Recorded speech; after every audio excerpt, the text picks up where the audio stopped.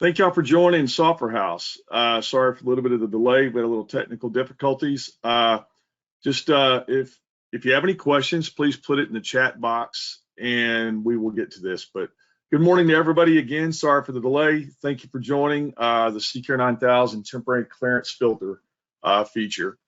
I'm John Hatch. I'm an area sales manager. We also have Ken Oro, an applications engineer, and we also have Becca on the call as well. The temporary clearance filter, it's a feature that'll help in this day and time for those possibly coming into a location. People are having screening health checkpoints, whatever the case may be. But just that's the feature we're going to show today. We're going to start doing this on a monthly cadence, so please keep on the lookout for these webinars that we're going to be having, and we're going to be doing a new feature of Software House and Secure in that monthly cadence. This will be you are in webinar listen only mode. If you have a question, please put it in the chat bar or send us an email out to your ASM. Whatever means of executing that question will help you. This is being recorded, so you can actually go to the Tyco Learn online classroom, and you can see this under the Software House website under quick links on the home page. The temporary clearance filter feature that we have here, it can be used in many different ways. It can be used in this day and time. A lot of people are having their employees come back to the campus and they have to go through, let's say, a screening health check of some kind. Once they go through the screening health check, just as an example, it could raise their clearance filter to give them access where they would normally have access, but they would have to go through this method first. There are many different ways to use many different features within Software House and Secure, this being one of those features. Becca's going to show you several different ways to use this feature. And with this, I'll turn it over to Becca. Thank you. Thanks, John. Hello, everyone. My name is Becca Greensides. I recently joined the Software House Applications Engineering team. Before that, I spent 20 years at an organization where I managed their enterprise Secure 9000 system. Today, I'll give you an overview of how clearance filters and temporary clearance filters compare. After that, I'll show the configuration steps for deploying temporary clearance filters. I'll demonstrate the functionality, and then I'll go over a couple of use cases. As John mentioned, if you have any questions, you can type them in as I go along, and we will have time to go over them at the end. So clearance filters have always been one of my favorite features within the Secure 9000 software. Many of you are probably using them already. If you're not, you should be. It's a feature that has been built in since version 1.93 was released back in 2010. They can help to limit access during various types of emergencies, but are also useful to control access in other ways. They can be adjusted at the cardholder level and at the reader level. If a card reader has a clearance filter setting higher than the level 1 default, only individuals with an equal or higher clearance filter setting and an appropriate clearance will be able to access that door. The default level for each of them is 1 and can be raised incrementally to a 6. So you really have quite a bit of flexibility within that to control access. At my previous organization, I used clearance filters in conjunction with third-party patient location systems, restricting access to a pharmacy until a pharmacist had first entered, for building lockdowns, and of course for controlling entry points at the beginning of the pandemic. Utilizing temporary clearance filters gives you even more flexibility and allows you to first require personnel to pass through a designated checkpoint before their clearance filter would then be elevated and allow them to access other exterior and interior doors as they normally would. We call it temporary because, unlike the way they've worked in the past, this clearance filter on the person will expire by a set time or when they go through an exit door that has been programmed to revert the person's clearance filter back to the default. Once the clearance filter expires or has been reverted, they must go through the screening location again before they can access any other doors. So I'm really excited about this new feature. It was released in Service Pack 2 of version 2.9. Temporary clearance filters are very simple to configure, but they really accomplish a lot. So we're going to go through the configuration of it now. Creating a temporary clearance filter begins with configuring an event. Within the administration station client, navigate to your configuration menu. Select Event from the drop-down and click on New. Name the event in a way that will help you know that it will temporarily raise the clearance filter level for a person. I'm going to call mine Raise Temporary Clearance Filter Event.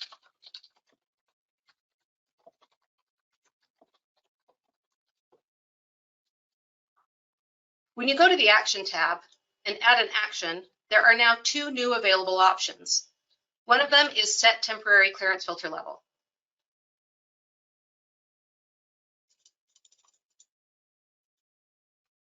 Once you select this option, you will need to choose how many levels to increase it by.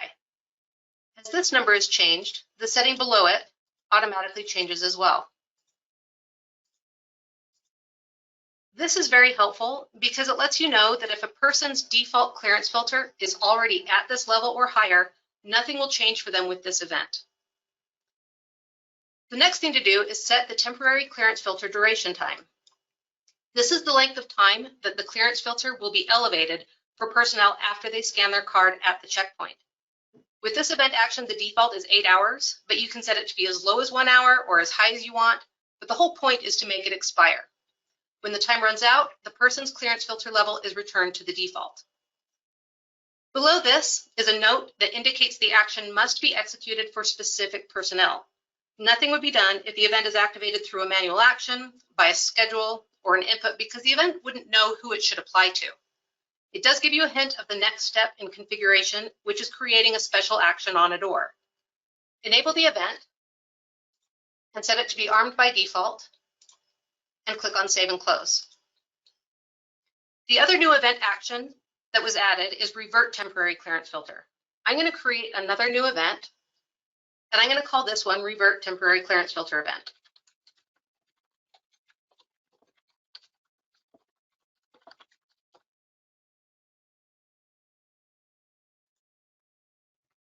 On the Actions tab, I'll select Revert Temporary Clearance Filter.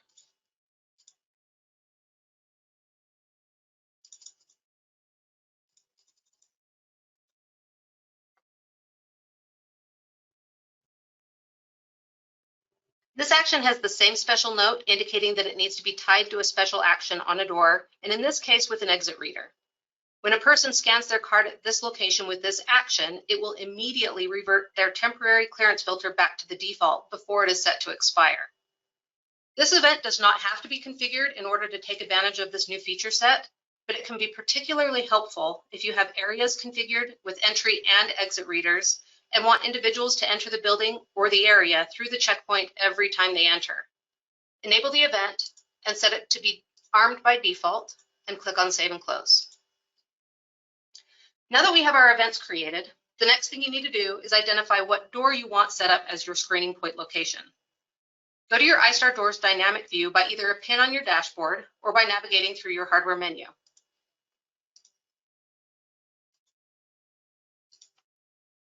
I'm going to configure one door as a checkpoint, but you can create multiple checkpoints. If you have a very busy facility, this can help eliminate bottleneck problems as people arrive each day. The checkpoint is where you will have the clearance filter level for the reader left unchanged, but you will use the context provided by a card admitted message to raise a person's clearance filter. Double-click or right-click on the door to open the door editor. Navigate to the Special Actions tab, add an action to pulse an event, select the direction. If your door has an in and an out reader, in this case, we would choose in. If your door only has an in reader, choose in and out so the application doesn't have to spend any time in deciding. Next, you'll choose the schedule for this special action to be enabled. Lastly on this, we're going to choose the event that we created to raise the temporary clearance filter. And click on Save and Close. To configure an exit reader to revert the clearance filter, open the door editor for that location. Again, navigate to the Special Actions tab and add an action to pulse an event. For this one, we're going to set the direction to be out. Again, I'll select the schedule for this special action to be enabled and I'm going to choose the event that I created to revert the temporary clearance filter. And click on Save and Close. Temporary clearance filters are a local setting. When they are used in an enterprise environment, each SAS will have its own value for the temporary clearance filter. So the same global personnel record can have an elevated level on one SAS and their default clearance filter on another SAS.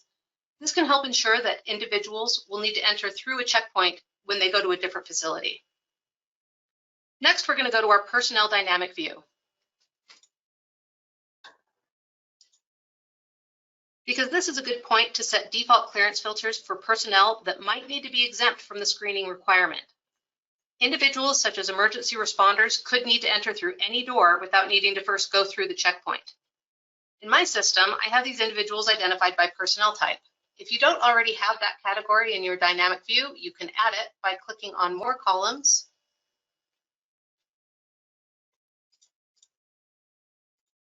and selecting Personnel Type. Now that I have this displayed, I can drag and drop and sort by that category. I can select all of my emergency responders and change their clearance filter setting at once by doing a right click, selecting Set Property, choosing their clearance filter, and in this case, I'm going to set them to a level 4. So once you have your necessary individuals set with your pre-elevated clearance filters and you're ready to implement this, you can set the default clearance filter on the iStar readers for the doors that people should not be able to get through until they have first gone through the screening location. Navigate to your iStar readers dynamic view, again, either by a pin on your dashboard or by navigating through your hardware menu.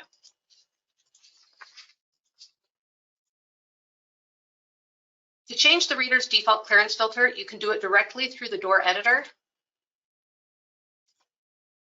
Or if you have multiple readers that you want to set, you could select those readers, do a right click, set property, choose the default clearance filter level. And in this case, we're going to set it to a level 2. Clearance filter changes take effect immediately. So now we get to look at the functionality and see how it works. So I'm going to have an employee trying to go through an entrance door that they would normally go through, and I get a rejected message instantly for clearance filter level.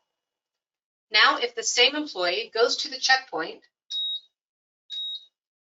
we get a card admitted message at the main employee entrance. Now this employee has a temporary clearance filter assigned to her. She could move about and go to that same door that she attempted before, and now we get a card admitted message. If you have an exit reader configured, you can actually have that person scan at that door, and as soon as we see an out message on the same door, it's going to immediately revert that temporary clearance filter level. If that employee tries to go through a different door again, we'll get a rejected message.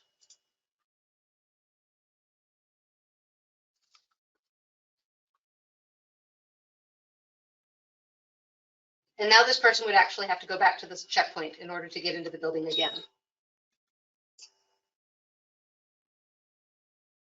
So you can get really creative with how you use this feature set. We're going to go back to our personnel dynamic view.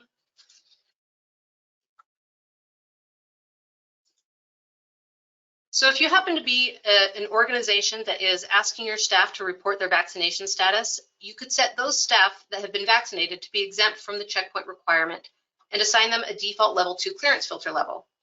If you have this information in their personnel records, you can change the setting for all of them at once, similarly to how I did with my emergency responders.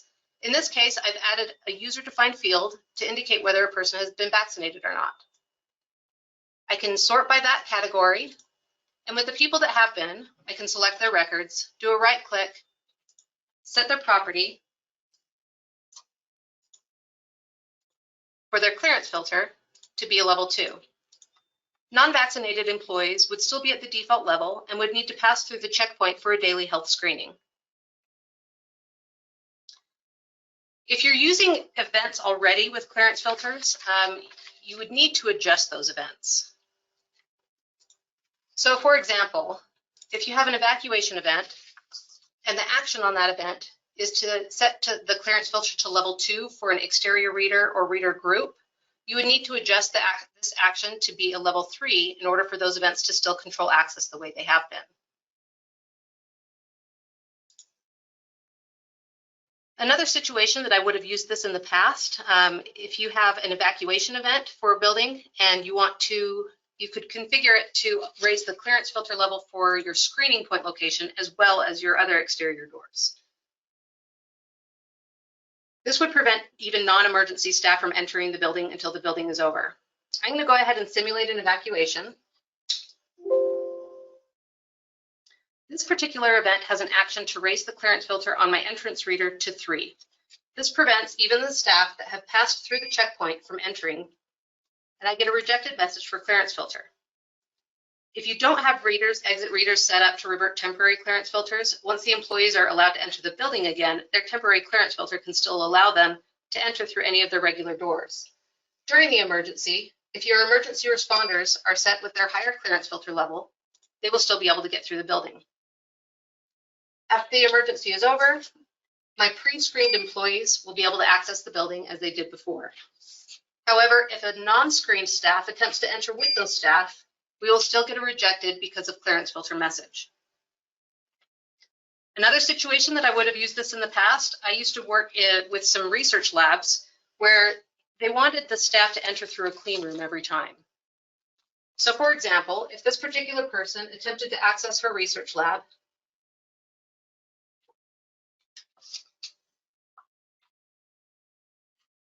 before going through the clean room, we get a rejected because of clearance filter. Now, as this person goes through the clean room and gets her card admitted message, she could then access her research lab normally. In this case, this particular lab is set up with an exit reader. As soon as this researcher has exited the lab, if she attempts to enter again without first going to the clean room, she'll get a rejected for clearance filter message.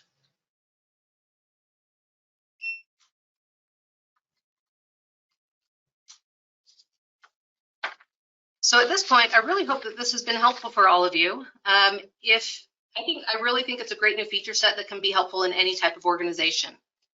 So at this point, John or Ken, do we have any questions? Actually, yes. Good afternoon. My name's Ken Oro. I manage our sales application engineering team. Becca, thank you very much for that overview. That was excellent. I just want to follow up with a couple of housekeeping notes with regards to this feature set. This feature set is supported in version 2.9 SP2, but it is also in 2.8 SP5 and also 2.7 SP7. So if you have anything prior to 2.7, it is not going to be available for you. You have to be at 2.7 SP7 or above. Another note is it's an iStar only feature. So if you do have some legacy APCs will not support clearance filter functionality. Another thing too to consider is it does require that the host or the Secure 9000 server is online. So you go to a checkpoint, you swipe your card at a checkpoint reader, that information needs to get to the host and it needs to update a cardholder record. So you do need the server online for this feature set to work successfully. Now, one other thing to keep a note of, if you already have clearance filters configured within your system and then you want to add this specific feature set at a checkpoint specifically for COVID, just keep in mind that this could interfere with your existing clearance filter functionality. And last but not least, this feature set is supported with both a single server architecture and a distributed enterprise architecture. When you do configure it, however, within an enterprise, you will need to configure the clearance filters on each individual SaaS. We do not have a global event to manage this from a global perspective, but we are looking at having global events in the future where you can trip a global event from the master application server. It is something we're seriously considered for future release. Now, there are some questions here that were posted. One of the questions is, can we share this presentation?